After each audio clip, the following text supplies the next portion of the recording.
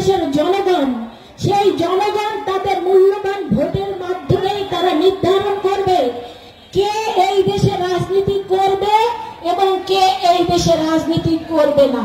সেই কারণে আমরা বলতে চাই, আমরা দ্ব্যর্থহীন ভাষায় জাতীয়তাবাদী দল বলতে চাই, আগামী দিনে এই মাদারীপুরের জনগণ যদি ধানের শীষের প্রতীককে বিপুল ভোটে জয়যুক্ত করেন, তাহলে আমরা বলতে চাই আপনাদের উপরে আপনাদের যে সকল দাবি দেওয়া আছে সেই দাবি দেওয়াগুলো আমরা আগামী দিনে একটি একটি করে ইনশাআল্লাহ আমাদের প্রান্তীয় নেতা, আমাদের অ্যাক্টিং চেয়ারম্যান জনাব তারেক রহমান যদি বাংলাদেশের মানুষের ম্যান্ডেট দিয়ে আগামী দিনে প্রধানমন্ত্রী হতে পারে, তাহলে এই পিয়ারপুর ইউনিয়নের যে সমস্ত সমস্যা আছে প্রত্যেকটি সমস্যা আমরা একটি একটি করে সমাধান করে দিব আগামী নির্বাচনের 1 বছরের মধ্যে।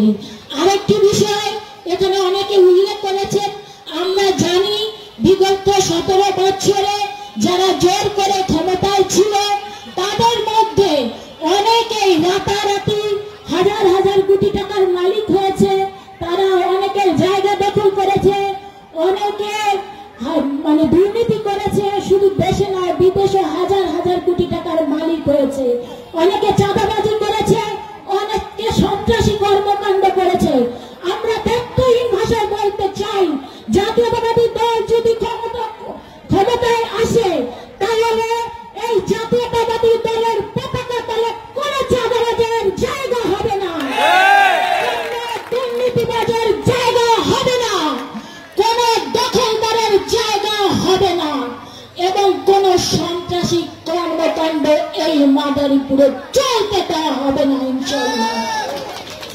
প্রিয় ভাই ও বোনেরা, এই জাতীয় বিশেষ করে বাংলাদেশের মানুষের প্রত্যাশিত যে নির্বাচন আগামী ফেব্রুয়ারিতে ইতিমধ্যেই নির্বাচন কমিশনার এবং অন্তর্বর্তীকালীন সরকারের প্রধান উপদেষ্টা সহ অন্যান্য উপদেষ্টারা ঘোষণা করেছে, কিন্তু এই নির্বাচনকে বানচাল করবার জন্য ষড়যন্ত্র হচ্ছে, চক্রান্ত হচ্ছে।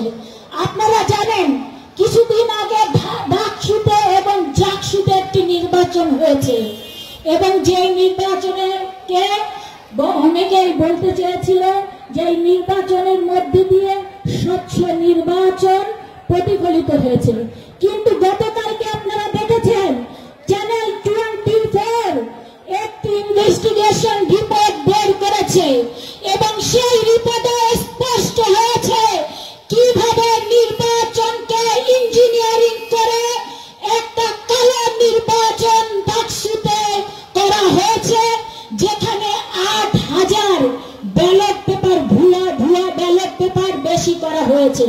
অর্থাৎ আগমন উপলক্ষে গণ সংবর্ধনা অনুষ্ঠানে উপস্থিত আছেন সাবেক ইডেন কলেজের সফল ভিপি, সাবেক এমপি, বিএনপির সহশিক্ষা বিষয়ক সম্পাদক, কেন্দ্রীয় কমিটি মহিলা দলের সিনিয়র যুগ্ম সাধারণ সম্পাদক, মাদারীপুরের গর্ব, আমার রাজনৈতিক অভিভাবক জনাব হেলেন জেরিন খান এবং আরো উপস্থিত আছেন সকলকে জানাই বাংলাদেশ জাতীয়তাবাদী কেন্দ্রীয় সংসদ মহিলা দলের পক্ষ থেকে এবং মাদারীপুর জেলা মহিলা দলের পক্ষ থেকে সংগ্রামী শুভেচ্ছা ও অভিনন্দন।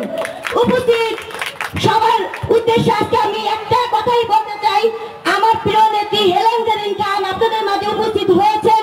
তিনি একবার এমপি ছিলেন, দল যদি তাকে নমিনেশন দেয় তাহলে তিনি আবারও এই মাদারীপুর 2 আসন থেকে নির্বাচন করবেন। এখানে অনেক মা বোনেরা উপস্থিত হয়েছেন এবং পিয়ারপুরের যত ভাই এবং নেতৃবৃন্দ এখানে উপস্থিত হয়েছেন। আমি আমার নেত্রীর কাছে শুনতে চাই, তিনি যদি এই এলাকার এমপি হয়ে আসেন মাদারীপুর 2 আসনে, তাহলে এই পিয়ারপুরবাসীদের জন্য কি কি সুযোগ সুবিধা দিবেন? আপনারা জানেন শহীদ প্রেসিডেন্ট জিয়াউর রহমান 19 দফার মাধ্যমে রাষ্ট্র পরিচালনা ঘোষণা দিয়েছিলেন, ঠিক তেমনই আমাদের জনাব তারেক রহমান 31 দফার মাধ্যমে রাষ্ট্র পরিচালনা ঘোষণা দিয়েছেন। যদি জাতীয়তাবাদী দল ক্ষমতায় আসে তাহলে 31 দফার মাধ্যমে তা আপনাদের হাতে আমরা আজকে পৌঁছে দিয়েছি। দয়া করে তিনি ওই লিফলেট আপনারা পড়বেন এবং সবার কাছে প্রচার করবেন। হেলেন জেরিন খান দীর্ঘ 40 বছর যাবৎ রাজনীতি করেন, দীর্ঘ 40 বছর যাবৎ সংগ্রামী আন্দোলনে তিনি সফল নেত্রী হিসেবে